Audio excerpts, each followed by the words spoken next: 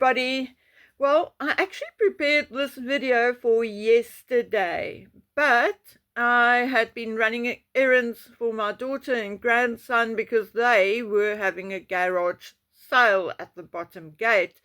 So I did the dishes, made coffee and brunch to help them out. I fed the animals and so on and so on. And as you know, when you are running around like a headless chicken, then time goes by very quickly. Now, I've spoken about this before in various videos, and even Harry mentioned it in one or two of his interviews, and I cannot quite remember, but I think he mentioned it in Spare as well. Then you will also find mention of it in Courtier's Valentine Lowe's book. You will find mention of it in Tom Bauer's book, The Rebel Prince. Now, what the heck am I talking about? I'm talking about the royals using the media for their own agendas. Although all of them, including the Queen's office, did it, the one who is really known for using the media is Charles. But make no mistake, so did Diana and so did Camilla. But the king of media wars will likely remain Charles for the next 100 years. You see, under King Charles, Buckingham Palace now has a media centre, which is part of, but not, of their communication office. The media centre has replaced the media liaison office. Now, I'm going to be honest with you. I looked at the new media centre, what they do, their rules and policies, and I think it is 10 times better and more organised and modern than the previous media liaison office. The media centre at Buckingham Palace handles the media, logistics and inquiries for Charles, Camilla, Edward, Sophie, Princess Anne, the Duke and Duchess of Gloucester, the Duke of Kent and Princess Alexandra. And they have expanded to X, to Instagram, Facebook, YouTube, you name it. Prince William and Catherine's office dealing with the press is separate from that of King Charles and the rest of the family, and is still called Kensington Palace Communications Team, and obviously operates from Kensington Palace. And then the Royal Collection Trust has a separate media office, and there anyone can get information from their press office about public openings of exhibitions, history of the palaces, works of art in the royal collection, and so forth. Although Charles, like any of the other royals, are indeed cautious around the media and may not like certain individuals associated with the media, it is my opinion that he likely gets along with the media better than any other royal, with the exception of, I believe, Camilla. I'm even going to say he got along better with the media than his mother. There are, of course, those who say he loves the attention. Now, I don't know the man personally, so I don't know how he feels. But in March 2025, ahead of a reception for regional media in the United Kingdom at Buckingham Palace, King Charles shared a statement to those who work in the industry. And I'm only going to read 2 paragraphs to you which illustrates how Charles feels about the media.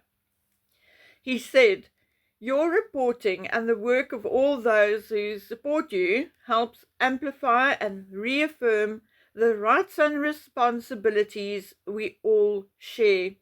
It shines a light in dark corners, exposing injustice and wrongdoing. Above all, it helps strengthen our communities in times of joy and moments of sorrow. You won't always get it right. Free media is one that will and does make mistakes, but at its best, it is a cornerstone of our democracy." Now look, it is a bit too much Meghan Markle style and too much word salad and the shines a light remark and so on. But it actually shows that the king has a certain amount of appreciation for the media, different and opposite from his sons, and certainly far removed from the younger one in California. But make no mistake, when it comes to the media, the king has one thing in common with his ex-wife, his son, and his son's wife. They are all very good at using and manipulating the media. It is well known how both Charles and Diana used the press and media at large in their divorce battle. There's even a suggestion that Charles attempted to use the media to overthrow the Queen.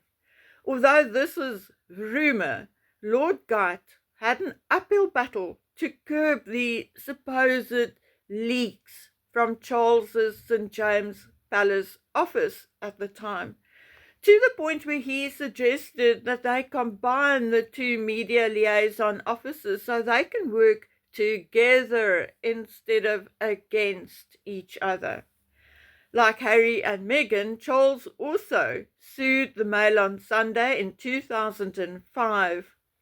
This legal action came as a result of the newspaper publishing extracts from a journal Charles wrote 8 years previously. In the extract, Charles described the Chinese communist leadership as appalling old waxworks. He then went ahead and sued the Mail on Sunday for copyright and breach of confidentiality. By suing the Mail on Sunday for copyright and breach of confidentiality, the then Prince Charles, in effect, confirmed the authenticity of the remarks. So, maybe the man is not as clever as he thinks he is. Anyway, we'll do a whole video one day on what Charles wrote in his journal. The reference to waxworks wasn't the worst, but for now, let's stick to the media. Oh my word, I cannot even remember how long ago it was, only that it was in the last 3 years since the Queen's death, that I mentioned that William was being targeted by the media and that it will gradually get worse. And you know what? It has. Now, I said recently that I really do not care what other YouTubers say. I do not care who they are or where they come from, or for that matter, how many subscribers they have. But it is my understanding that the king wants Harry back. Yes, it is true that the king is cautious about Harry, and he's cautious about making so-called peace, about sharing and dealing with Harry. Very, very cautious.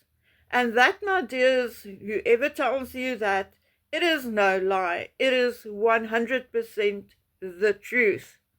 But that is why, or at least one of the reasons why he wants Harry back. He wants him back in the fold so that Buckingham Palace's media centre can deal with and manage Harry's press and his interactions with the press. King Charles wants Harry back so they can become closer and trust each other. He wants him back because he had always been closer to Harry than William. Thus, he wants Harry back because he, Charles, wants an ally against William. Does Charles hate his other son? Does he hate William? No, I honestly do not believe so. But William now represents Diana. Tall, beautiful Diana, whom everyone wanted to shake hands with. Remember Charles saying he needed 2 wives, one for each side of the road, as everyone wanted Diana and no one was really interested in him. So there was an element of jealousy, although on the odd occasion also an element of pride.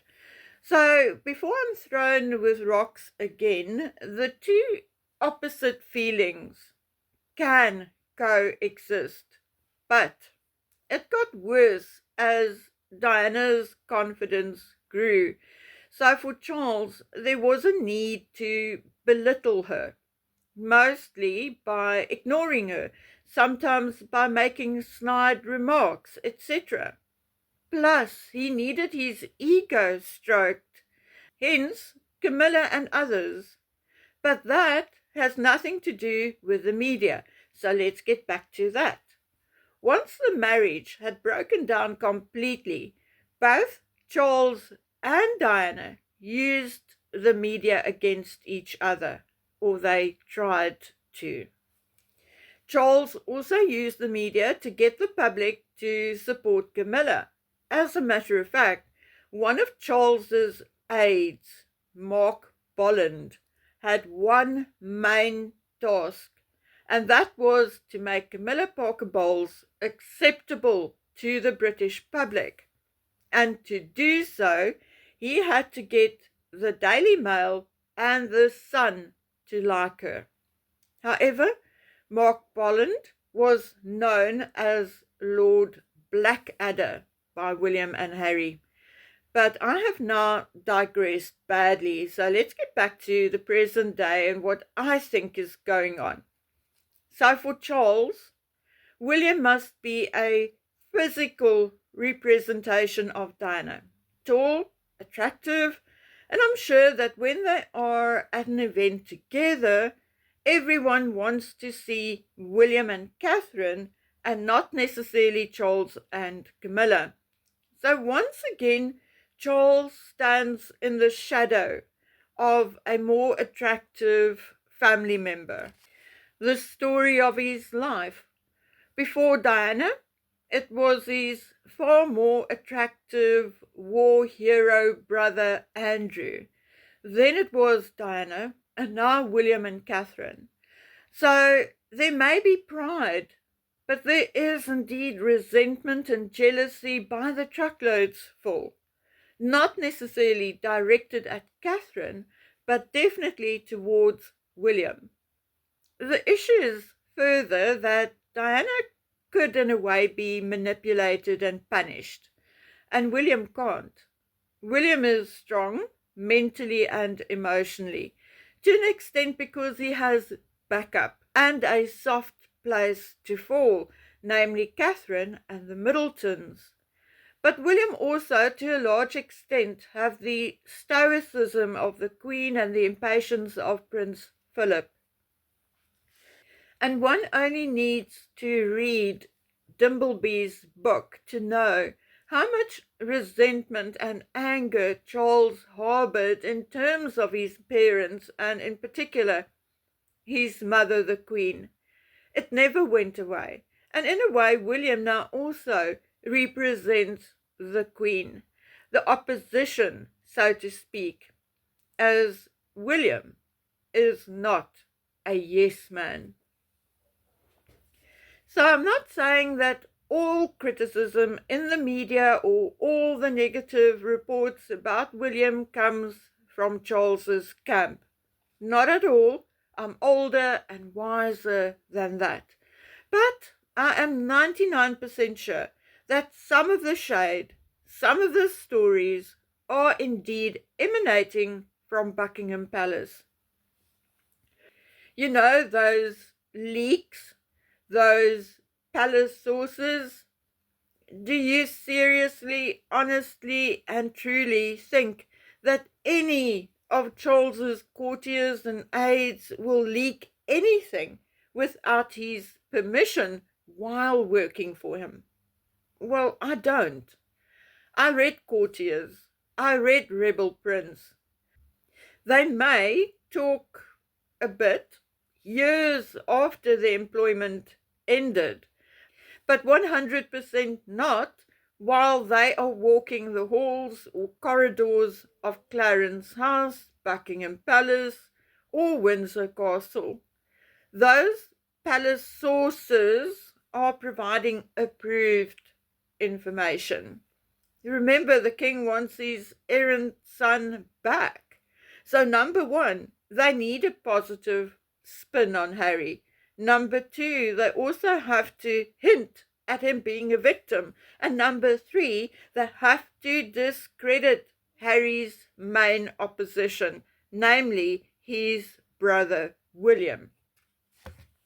So, in my opinion, it is a ploy, a game involving the media. And that game is likely being played from both sides. The United Kingdom media being played by royal sources, and the United States media by the spokespeople for the Duke and Duchess of Sussex. Would you like proof of this? Because I know whenever we talk about Buckingham Palace or Clarence House or Charles, that I do get a lot of opposition. So I will give you proof of this. And here is the perfect example. Who told the newspapers that Princess Anne wants William to do more investitures at Windsor Castle?